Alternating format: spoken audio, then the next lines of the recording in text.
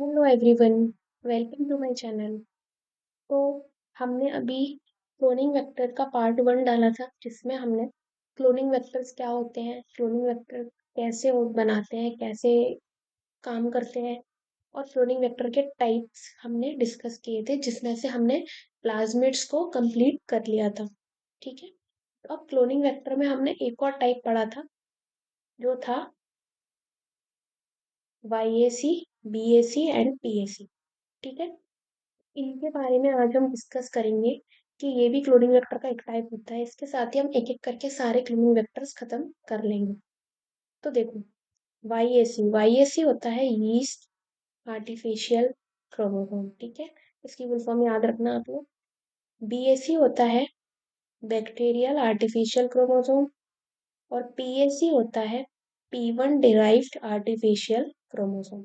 अब देखो, ये बैक्टीरियल आर्टिफिशियल क्रोमोसोम और ये आर्टिफिशियल क्रोमोसोम ये आपने अपनी एनसीईआरटी में भी पढ़े होंगे, बट हम एक बार फिर से इनको पढ़ लेते हैं और ये दोनों ही ज़्यादा इंपॉर्टेंट हैं आपके लिए। तो सबसे पहले बैक्टीरियल आर्टिफिशियल क्रोमोसोम से स्टार्ट करते हैं हम। तो देखो, बैक्टीरियल आर्टिफिशियल क्रोमोसोम ये एक वेक्टर वेक्टर होता है जो कि क्लोन करता है लार्ज डीएनए फ्रेगमेंट इन बैक्टीरिया। अगर हमें लार्ज डीएनए फ्रेगमेंट को क्लोन करवाना है बैक्टीरिया के अंदर, तो हम किसको यूज करेंगे? बैक्टीरियल आर्टिफिशियल क्रोमोसोम को। अगर हमको क्लोन किसके अंदर करवाना है? बैक्टीरिया के अंदर हमें ट्रांसफॉर्म करवाना है, तो हम बैक्टीरियल आर्टिफिशियल क्रोमोसोम यूज करते हैं। ठीक है। Can carry DNA insert of 100 to 300 kilo basis. ये देखो कितना ज्यादा डीएनए को ये कैरी कर रहा है। हमने जो प्लाज्मिड पढ़ा था वो 10 kb डीएनए को कैरी कर रहा था, लेकिन ये देखो बैक्टीरियल आर्टिफिशियल क्रोमोसोम 100 से 300 kb तक किलो बेसिस को की डीएनए को कैरी कर रहा है। ठीक है। contains a bacterial origin of replication and a selectable marker। इसके पास बैक्टीरियल origin of एक origin of replication होगा। हमने ये पढ़ा था कि हम कोई भी वेक्टर लेते हैं, उसके पास क्या होना चाहिए? क्लोनिंग वेक्टर के पास एक origin of replication होना ही चाहिए, सेलेक्टेबल मार्कर होना चाहिए और वो रेप्लिकेटिंग भी होना चाहिए। तो देखो, इसके पास बैक्टीरियल origin of replication है इसका, और सेलेक्टेबल मार्कर भी है। ये स्पेलिंग थोड़ा मिस टाइप हो गई है। अभी इसके बारे में हम और डिटेल देखेंगे। yeast artificial chromosome vector used to clone large DNA fragment in yeast cell। अगर हमें yeast cell या फिर यूकैरियोटिक सेल में अगर ट्रांसफॉर्म कराना है तो हम yeast artificial chromosome यूज करेंगे, और अगर प्रोकैरियोटिक सेल में कराना है तो बैक्टीरियल आर्टिफिशियल क्रोमोसोम यूज करेंगे। Allow insertion of up to 1 2 mega bases. ये देखो, ये और ज्यादा साइज बढ़ता ही जा रहा है। ठीक है। Contain yeast element such as an. इसमें भी क्या होता है? देखो, ओरिजिन ऑफ रेप्लिकेशन होता है, सेंट्रोमियर होते हैं और टेलोमियर होते हैं। तो ये इसका एक्स्ट्रा पॉइंट आपके पास आ गया। सेंट्रोमियर क्या होता है? जैसे कि ये आपका एक क्रोमोसोम है। ठीक है, क्रोमोसोम पेयर है, तो ये जो बीच में होता है सेंट्रोमियर, और टेलोमियर यहाँ किनारे पे होते हैं। तो ठीक है, इस क्रोमोसोम के पास सेंट्रोमियर होता है और टेलोमियर भी होते हैं। अभी हम डिटेल में देखेंगे, परेशान ना हो आप लोग। अब P1 डिराइव्ड आर्टिफिशियल क्रोमोसोम। ठीक है, ये वेक्टर किस पे? बेस्ड ऑन P1 बैक्टीरियोफेज और क्लोनिंग लार्ज डीएनए फ्रेगमेंट। जो P1 बैक्टीरियोफेज होता है उससे ये वेक्टर डिजाइन किया गया है। ये भी लार्ज डीएनए फ्रेगमेंट को क्लोन कर सकता है। कितना ये डीएनए इंसर्ट करवा सकता है अपने अंदर? Of about 80 to 100 kilo basis. ठीक है, ये 80 to 100 किलो बेसिस के डीएनए को इंसर्ट करा सकता है।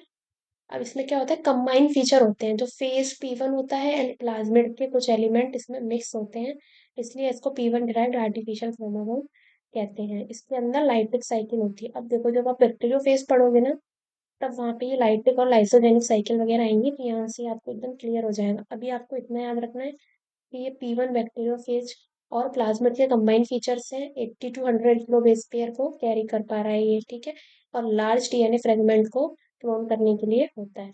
अब हम डिटेल में देखेंगे YAC और VAC।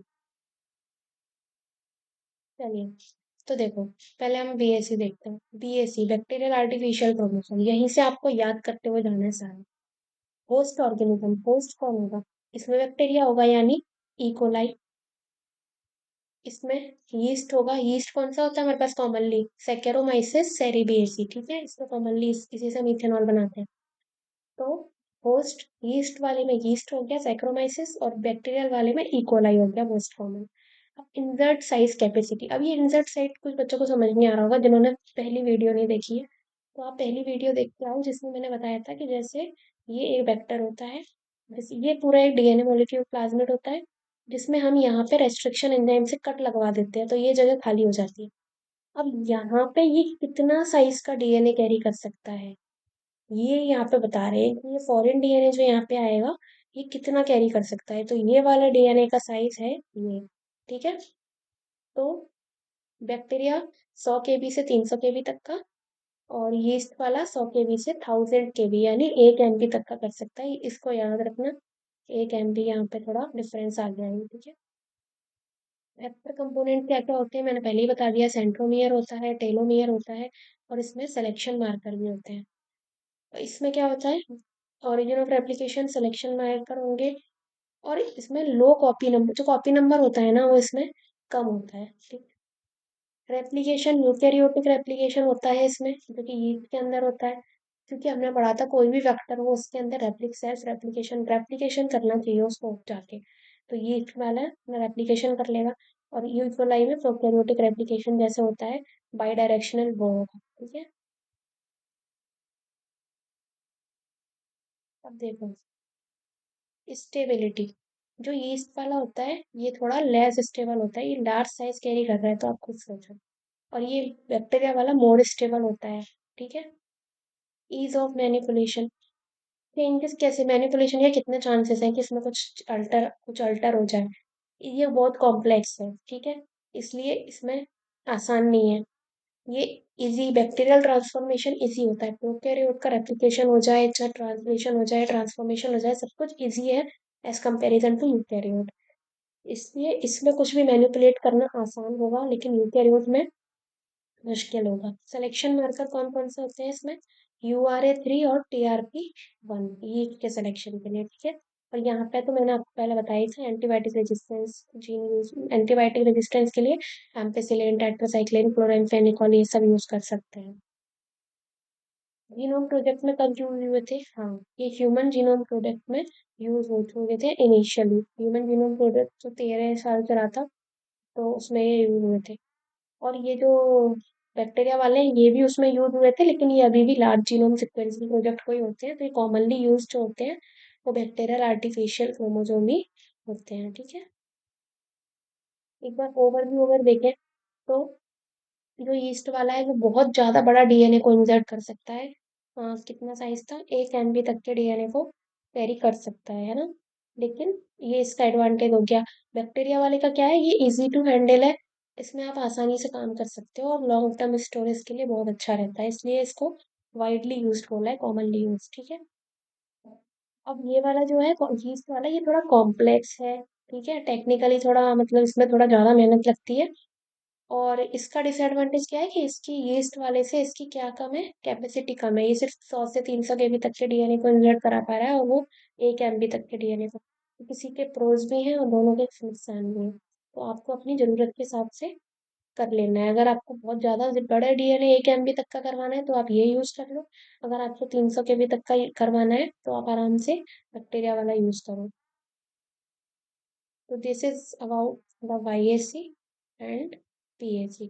आई होप ये सबको समझ में आ गया होगा, इसमें कुछ भी नहीं है, बस ये आराम से आपके 3 मार्क्स में या 12 मार्क्स में अगर वेक्टर आया तो आपको ये लिख के आना पड़ेगा, आप ये सिर्फ टेबल याद कर लो, इट्स मोर देन एनफ, ठीक है। और बाकी अगर किसी को और कोई डाउट्स हैं तो वो मुझे मैसेज कर सकते हैं। और जो ये P1 ड्राइव वाला है ये जब हम ट्रांसपोजन पढ़ेंगे तब भी इसको थोड़ा डिटेल में देख लेंगे। बाकी अगर किसी को डाउट है तो वो कमेंट सेक्शन में कमेंट करके बता दे, और अगर आपको कोई और टॉपिक पढ़ना है तो आप वो भी कमेंट कर सकते हैं। एंड इन लास्ट अगर आपको वीडियो समझ, अगर आपको इस YAC VAC समझ में आया हो तो आप सब्सक्राइब करना। And thank you.